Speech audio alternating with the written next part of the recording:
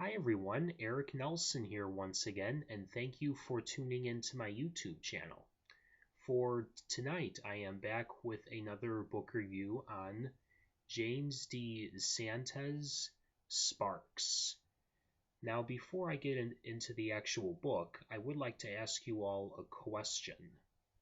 Would you consider someone to be a hero who wanted to help people and save the people from evil, even if they knew that they only had months, if not weeks, to live? Well, I'm not sure about all of you, but I hope we are on the same page, because I would fully agree that that person would be a hero in my book. Probably even be much more than a hero. I would say probably even I'm not sure, but he or she would be a hero or a great humanitarian, because if you know that you only have a few weeks to live, yet you want to live those last few weeks to help people, if not save them from evil, I'm sorry, but all the other superheroes can just be put to the can be pushed aside, and the superhero of Sparks is probably the real the real su- superior superhero, because, well, for the reasons that I have just explained. He only has weeks to live, yet he wants to help people. So let me just so then let me familiarize all of you with who is the superhero Sparks. The secret identity of Sparks is a 20-something year old man named Ethan Hamill. And after he sustains a hand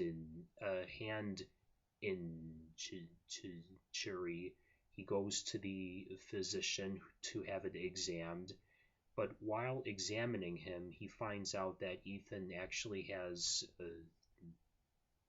terminal cancer.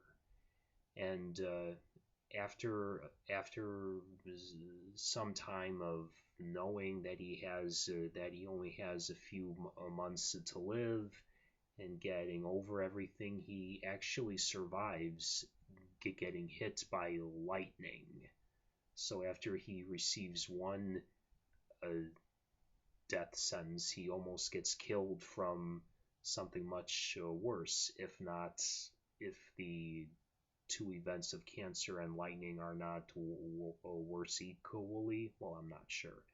But anyway, after getting hit by lightning and surviving it, he finds out that he has the ability to control electricity. And after putting some thought into it, he decides to use his superpowers to his own ability to help people. And after saving a woman from actually getting raped by three men, he develops much better confidence in himself and rarely decides to use his last remaining a month or so to fight off evil. And while pursuing this, he actually begins to get some of the real hardcore gang members of his city, and he becomes noticed by them, which puts him, if not his whole family and friends, in mortal danger. So where will it all lead to? Well, let's just say that we have to remember that although he does have superpowers, these superpowers does not push aside his illness. So let's just keep that in mind. And I hope I didn't give away too much information, but let's just say we can probably all see it coming. But like I said in the beginning of this review, I like how the author James DeSantis kind of like puts a ticking clock on the superhero, and and it really shows a sense of humanity with this superhero. And I'm not saying that the other superheroes did not have humanity. No, they all actually did. And I think that the one that comes close to actually sparks is probably the Incredible Hulk, because it seems like if you were to have this type of illness where every time you became mad and you turned into with that creature, would you want to? I mean, would you want to go around and help people? No, I mean, now of course Bruce Banner wants to find a way to control his madness, but at the same time, he actually uses it to help people. Whenever there's evil around. But you know, would anybody really want to do that while having that illness?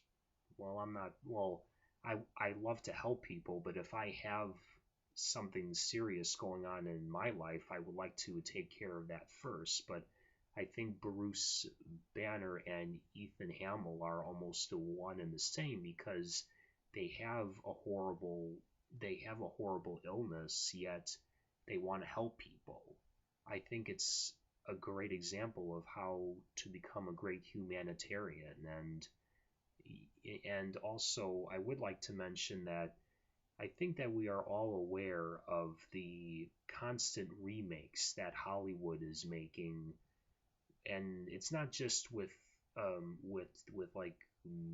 actually movies, but it's with superhero comics. I mean, one in particular, Spider-Man, and of course Batman, and the Avengers.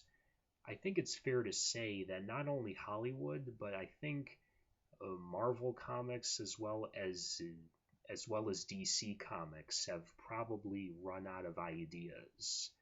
And I hope that one of the